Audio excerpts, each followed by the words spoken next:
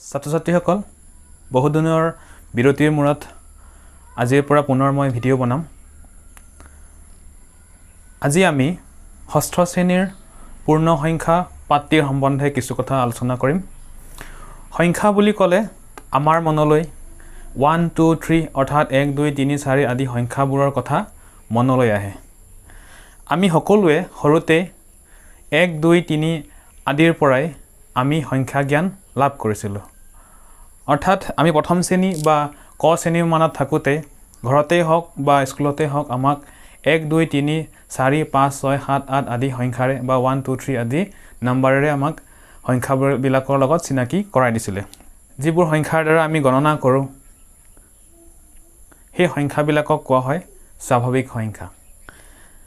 যিকোনো বস্তু এটা হিচাপ কৰিবলৈ বা গণনা কৰিবলৈ হ'লে আমি সদায় সৰুতে 1ৰ পৰা আৰম্ভ কৰিছিলোঁ। গতিকে এই 1 2 1 2 3 4 5 এই সংখ্যাবিলাকক কোৱা হয় স্বাভাৱিক সংখ্যা।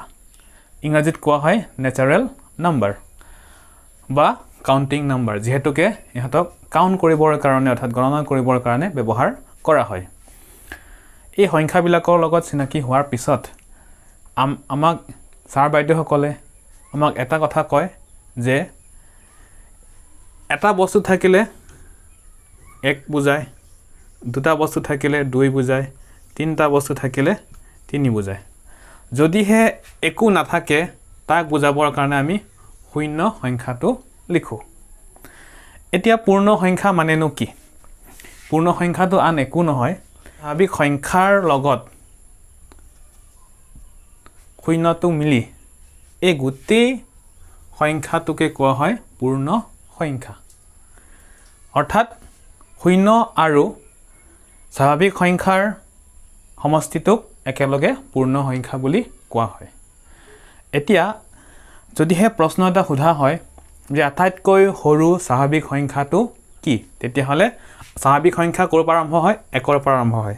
স্বাভাৱিক সংখ্যা 1ৰ পৰা আৰম্ভ হয়, গতিকে আটাইতকৈ সৰু সংখ্যা হ'ব স্বাভাৱিক সংখ্যাৰ ক্ষেত্ৰত 1। আকৌ যদিহে আটাইতকৈ সৰু পূৰ্ণ সংখ্যাটো কি বুলি সোধা হয় তেন্তে আটাইতকৈ সৰু পূৰ্ণ সংখ্যাটো হ'ব 0।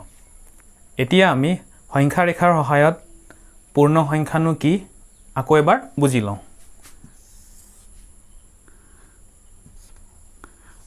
0 1 2 3 4 5 আৰু এইফালে আমি যদি গৈ থাকোঁ আৰু সংখ্যা পাই থাকিম। এতিয়া যিহেতু ইয়াত আমি গোটেইখিনি সংখ্যা লিখাটো সম্ভৱ নহয় আৰু এইফালে আমাৰ ঢেৰ সংখ্যা আছে, গতিকে আমি এনেকৈ এই ফুট ফুট চিনেৰে আমি বুজাইছোঁ যে এইফালে আৰু সংখ্যা আছে। এতিয়া আমি এই 1ৰ পৰা আৰম্ভ কৰি যিমানবোৰ সংখ্যা আছে এই সংখ্যাবিলাকক আমি ক'ম স্বাভাৱিক সংখ্যা। 1 2 3 4 5 6 7 8 যিমানবোৰ সংখ্যা আছে সেই সংখ্যাবিলাকক কোৱা হয় স্বাভাৱিক সংখ্যা। আৰু 0ৰ পৰা আৰম্ভ কৰি 1 2 3 বা 1 2 3 4 5 6 যিমানখিনি সংখ্যা আছে সেই সংখ্যাখিনি একেলগে কোৱা হয় পূৰ্ণ সংখ্যা।